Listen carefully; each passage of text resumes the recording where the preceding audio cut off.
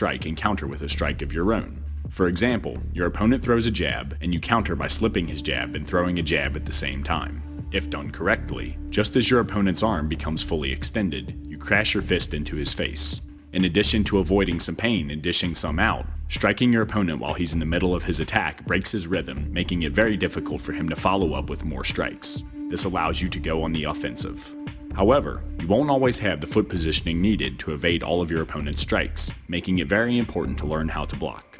It can be a little risky because even when you manage to cover your head with your arms, there will still be gaps in your protective shield, and sometimes the small MMA gloves will find their way through these cracks and connect with your face or head.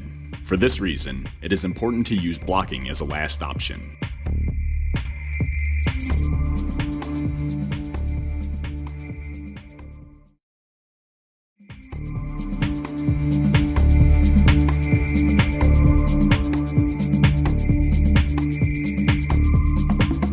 The outside block is best used to combat punches that approach from the outside, such as hooks and overhands. It's a relatively simple block in terms of movement, and when executed with the proper form and correct timing, it can effectively protect your head from strikes.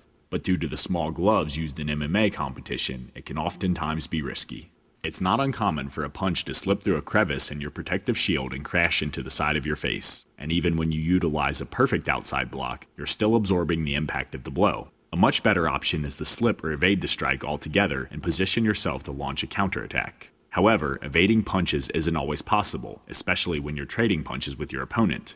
If slipping isn't an alternative, utilizing the outside block is certainly better than letting your opponent hit you. To execute this technique, it is important to have proper form. As my opponent throws an overhand right at the side of my head, I immediately rotate my hips and shoulders in a clockwise direction, place my left hand on the back of my left ear, and elevate my left shoulder. This causes the power of my opponent's punch to be absorbed by my left forearm and shoulder.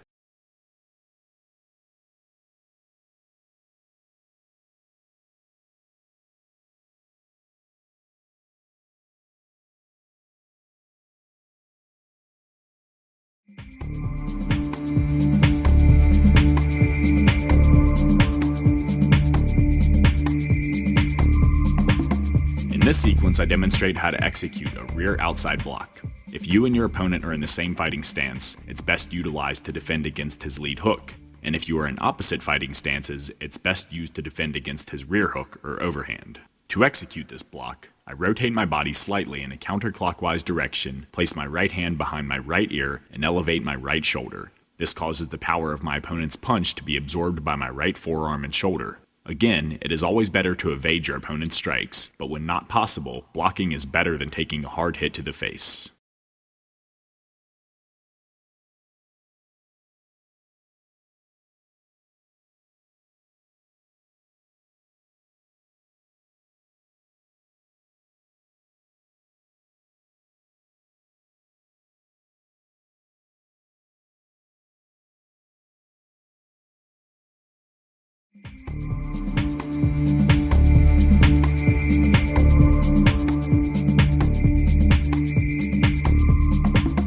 In this sequence, I demonstrate how to use a lead elbow parry to block your opponent's cross. To pull this technique off, as my opponent's fist comes at me, I rotate my shoulders in a clockwise direction, drop my left hand towards my solar plexus, and sweep my left elbow across my body to deflect my opponent's punch. To ensure my head is protected, I reach my right hand towards the left side of my head so that my forearm is stretched across my chin. While parrying is more effective for positioning your body for a counter-strike, the lead elbow parry is an excellent technique to employ when you don't have excellent foot positioning or your opponent catches you off guard. However, before executing this technique, you must be certain that your opponent's punch is aimed at your head. By elevating your elbows, you make your midsection vulnerable to liver and kidney punches. It is also not wise to utilize the lead elbow parry too often because your opponent might begin tailoring his combinations to this defense. For example, he might throw a cross to get you to elevate your elbows and then follow up with a lead round kick to your liver.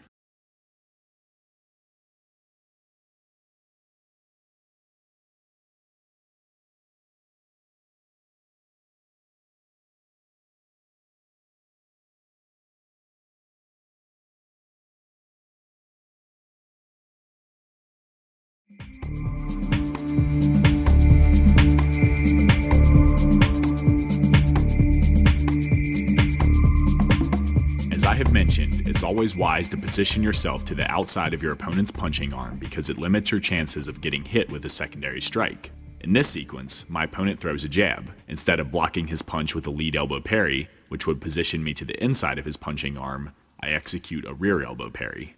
To pull this off, I rotate my body in a counterclockwise direction, drop my right hand towards my solar plexus, and sweep my right elbow across my body to deflect my opponent's fist. To ensure my head is protected, I reach my left hand towards the right side of my head so that my forearm is stretched across my chin.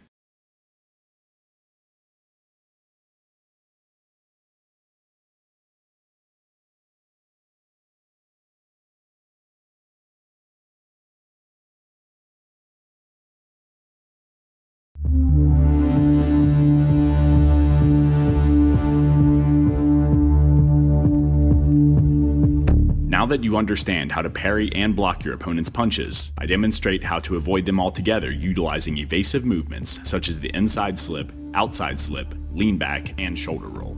As you will see, utilizing proper evasive techniques not only allows you to defend against your opponent's attacks, but it also provides you with a dominant angle to launch an attack. While parries and blocks are both necessary to have in your arsenal, perfecting evasive movements can make you a master striker.